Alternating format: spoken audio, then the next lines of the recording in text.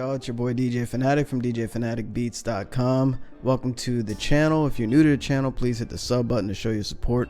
And I'm really excited to do this video because I just heard, just browsing the internet and whatnot, one of my favorite comedians, one of my favorite talents ever, and I grew up watching all his content from, I don't know, I think I was like 7 years old. I might have been too young to watch it, but it was just something about this guy, man. He was just always super funny, and it was Eddie Murphy. Eddie Murphy, man. I used to watch Raw, his stand-up comedy, and a bunch of early stuff in his career, Beverly Hills Cop, all those series. Also, man, there's just so much stuff he did. The SNL stuff. Eddie Murphy is the truth, man, and it was just very, very awesome to experience, and he's still around too. Like, people don't know the skill this man had, and I'm a big fan of him. And it's cool to hear that he's coming back to the scene, movies and SNL and whatnot. And I was just going to cover a few things that, you know, the reason why he's coming back.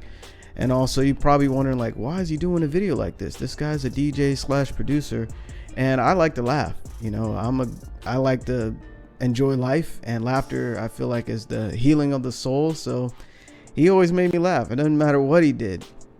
And Eddie Murphy actually reminds me of like the origin of Martin and a lot of other comedians. He's like the first guy that just, I don't know, stepped out of the box and did things insane. So let me kind of browse through this article right quick. Eddie Murphy speaking on what made him want to do Saturday Night Live again after all these years. I believe it's been like 35. I could be wrong on that. But it says a legendary comic also talks about playing multiple characters for Coming to America and how many classic SNL characters he hopes to reprise. He had tons of characters in SNL, and I just remember that hot tub one because my father kept watching it over and over, and it was just so funny to me. It was freedom. It's basically, yeah, it's been 35 years since Eddie Murphy took to the stage at the 30 Rockefeller Plaza in New York for SNL. He's largely considered to be the only bright spot in those dark years in the first 80s, first half of the 80s, because Lorne Michaels and the original Not Ready for Primetime Players left the show. And I didn't know SNL actually was almost canceled after, after Lorne Michaels left the show, and Eddie Murphy kind of kept it going, kept people laughing, kept it alive and on the air with his insane characters. And also the Coming to America characters. Remember Sexy Chocolate, and all the characters he played in that movie. It was crazy. I actually saw it come on TV the other day. So anyway, so suffice to say, it was a great time for SNL in general, though Eddie got some classic characters out of it. Here's some of the characters, including Buckwheat. I remember Buckwheat, Gumby, Velvet Jones. I was trying to remember Velvet Jones. If you remember Velvet Jones, please put it in the comments or something. Maybe I'll find it in the videos, because I'm actually linking a few videos in the description of some of his funny content in the past and some of the characters, and also Ellen DeGeneres of the interview, some clips of that he did as well with Ellen talking about this. And he did Mr. Rogers spoof, which was Mr. Robinson. I remember that. Just reading about this, I remember that too as well. So he goes on in the interview, and he talks about basically the characters, and he's saying like a lot of the younger audience won't know who these people are, but it's kind of cool to kind of bring it back and let people know, like, yo, this is where it all started. And it also shows talent and makes people laugh, because the world could use some laughter right now. Anytime you can use laughter. So in an interview with Ellen, he says what Ellen wanted to know, though, was why go back after all these years. Eddie had done a fine job of distancing himself, can't talk today, from those tumultuous years when he was the youngest cast member on the show. I didn't know that. And gone on to become one of the biggest stars on the planet. Well, it turns out it's that thing that gets everyone eventually. Nostalgia. I don't know why I can't talk today, pardon me. So in Eddie's words, they had the 40th anniversary a few years back, and I think I saw some clips of that. And excuse me, this is Eddie's words. they had the 40th anniversary a few years back, and I went there and I saw everybody, and I saw all the other actors and actresses and people in the crew, and I got this big burst of nostalgia, and I started feeling like, oh, I want to go back. The 58-year-old recalled he had notably avoided cast reunions and retrospectives about the show until this one. Man, 58. So I was trying to do the math in my head, and man, so I'm 41, so we'll just say 40, and that's 18. Wow, that's crazy. 18-year difference. So anyway, I'm just thinking back, like, how young was I watching this stuff? So he also says, I've been wanting to go back there since then. He said on the interview there, but wanted to go at the right time. And I can respect that. You know, there's a lot, it goes on in the music industry. I'm not going to get too deep on that. But, you know, releasing content from an artist standpoint is definitely important, because you don't want to just keep, I don't know, releasing stuff when people aren't ready, or when the product isn't ready, or when you don't feel ready to do it. There's a balance between quantity and quality, so I don't want to go too deep in that. But he says that time apparently is now, as he's facing, he's facing an Oscar, so that's probably why he's jumping back into the scene for his work in the Netflix film Dolomite Is My Name. I need to check that out. It's based on the real-life blaxploitation star and comedian Rudy Ray Moore. I haven't seen that, and I don't know if I did. I don't know if it's new, so I need to check that out. I'm glad I did some research to find out about that. But it's also another project he appears to be proud of.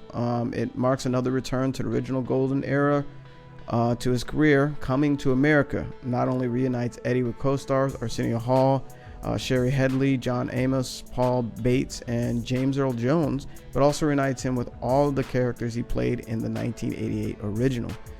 Pretty much all of them, I heard. And that's not all. As Eddie revealed, he's added at least one new character described as an old farmer. I don't know what he's going to do with that. Maybe he's going to impersonate somebody or something. So he's basically got nostalgia when he went to the reunion, and he wants to, test the waters again as a comedian. I'm pretty sure he still got it. And also the Coming to America 2 is, I don't know. I thought the movie was dope as it is, and I thought it shouldn't be touched. But also, there's so many sequels that they just kind of did too much, where they took away from a good body of work. I know you feel me on that. If you're watching this, put in the comments and let me know what movie sequel they did, or prequel, Star Wars, or sequel to the sequel, whatever. I don't know what you call that, actually. But let me know what movie they redid that you thought was horrible, because they just take away from the original essence of a good body of work. I don't want to get too descriptive there, but you get what I'm feeling, man. So where was I? Let's see. So let me see what he says. This is just like little highlights he said in a few articles that I'm checking out here. Every time I do a makeup movie, I always say it's the last time I'm doing this. Oh, that was an Ellen. Then I always wind up back in the makeup chair. Then after a beat, he added, so I'm never doing that again. And yet, we somehow don't believe him. Not to mention, he's sure to wind up right back in that makeup chair when he hits the SNL stage on December 21st with musical guest Lizzo. Check it out. So December 21st, it's coming up, and I'll be tuned in to check out the return of Eddie Murphy back to the scene. I also know that he's doing Beverly Hills Cop 4. I think that's on the list. I don't know if it's before the Coming to America 2 or after. I'm not sure the dates of the release, but obviously he's working right now to be back on the scene and the movie business. Make sure I didn't forget anything crazy. Let's see. Yeah. So anyway, yeah, he, going back to the old set and seeing a lot of people they work with, especially when you start out your career, and it was like the highlight of what you did. It's crazy because it's crazy because you go back to anywhere in your life and you're like, yo, I made it pretty far from here. Like, I look at my old studio, or I look at like the music I made years ago, and you kind of reminisce, especially if you stepped out of it and then you want to go back into it. So, you know, and I know that Eddie's brother passed away, so it's definitely what do you call it, not rewarding, but it's a good feeling to let that energy out and stay busy, so that way you're not depressed or whatever. I'm not sure how it affected him. Is his brother, I think his older brother too, Charlie Murphy. So yeah, rest in peace, man. So anyway, it's good to see Eddie Murphy. I'm excited. I'm ready to laugh. I'm tuning in December 21st when he gets on SNL, and I'm also going to be looking at that Dolomite Is Mine. I'm not sure, I haven't really heard of it, so I don't know if it's funny or not. And also, I'm just looking forward to laughing again watching this guy, because he's you know, oh yeah, Dreamgirls. I forgot he played a funny character, like a manager in that movie. That was funny too. And of course, you know, the whole Professor Clump movies or whatever, Nutty Professor. I mean, those were cool. It was family oriented, but you know, I want some raunchy comedy from Eddie Murphy, man. That stuff where you're I don't know, it's on edge type stuff. So anyway, check out the description for a lot of my favorite Eddie Murphy characters, and also some clips from the interviews I mentioned here in the video. And if you haven't subscribed and you want to support the channel, definitely appreciate you, and also appreciate you for being a fan of Eddie Murphy.